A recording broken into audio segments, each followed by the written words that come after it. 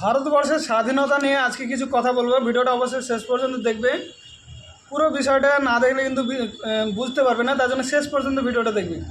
সেটা হলো, আমরা প্রত্যেকে জানি ব্রিটিশদের 200 বছর শাসন ছিল।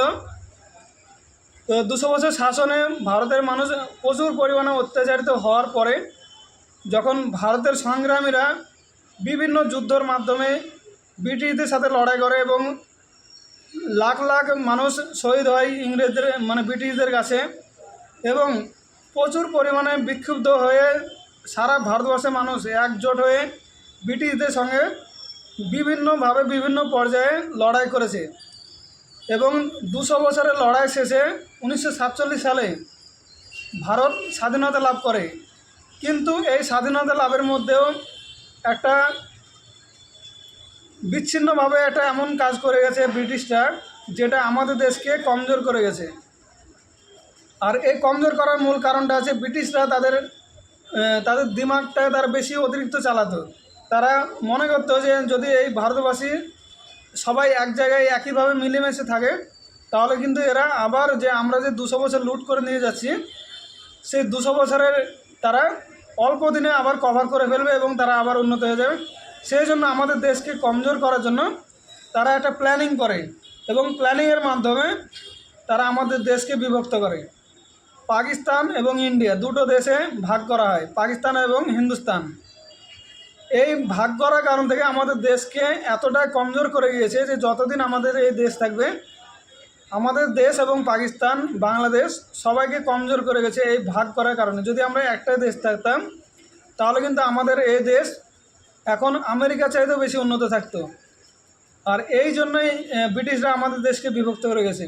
এবং 1947 সালে 14 আগস্ট পাকিস্তানকে আলাদা করা হয় ভারত থেকে, এবং 15 আগস্ট আমাদের দেশ ভারতকে স্বাধীন করা হয়। কিন্তু একটা জিনিস মনে রাখবে, আমাদের মুর্শিদাবাদের কিছু অংশ ভাগীরথীর পূর্ব পার বাংলাদেশের সঙ্গে যুক্ত করা হয়েছিল সেই সময় 15 আগস্টে। কিন্তু 14 আগস্টে তখন বাংলাদেশ পূর্ব পাকিস্তান হিসাবে ছিল। 14 আগস্ট পাকিস্তানের সঙ্গে আমাদের অর্ধেক মুর্শিদাবাদকে ধরা হয়েছিল, এবং 14 তারিখে পাকিস্তানে পতাকা উত্তোলন করা হয়েছিল মুর্শিদাবাদের পূর্ব পাড়ে। কিন্তু ভারতের যারা লালগোলার রাজা এবং কিছু সংগ্রামী নেতারা, যারা বিনয় কুমার নামের একজন ছিল, এবং অনেকে আছে এরকম, তাদের নামগুলো আমি সব বলছি না। তো অনেকে চেয়েছিল যে আমাদের মুর্শিদাবাদ ভারতের সঙ্গে থাক। সেই জন্য তারা আন্দোলন করে এবং ভারত সরকারের কাছে আবেদন করে যে আমরা মুর্শিদাবাদ ডিস্ট্রিক্টকে ভারতের সঙ্গে চাই, আমরা পাকিস্তানের সঙ্গে থাকতে চাই না। এবং সেটা পরবর্তীকালে ভারত সরকার গ্রহণ করে, এবং 18 আগস্ট দ্বিতীয়বার আবার মুর্শিদাবাদের বহরমপুরে এবং লালগোলাতে ভারতের পতাকা উত্তোলন করা হয়। এইভাবে আমাদের মুর্শিদাবাদ ডিস্ট্রিক্টকে 18 তারিখে পূর্ণ স্বাধীনতা ভারতের সঙ্গে যুক্ত হয়েছে।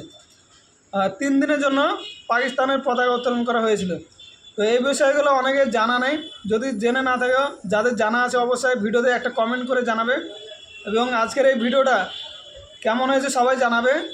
15 আগস্টের উদ্দেশ্যে এই ভিডিওটা করলাম। জয় হিন্দ, বন্দে মাতরম।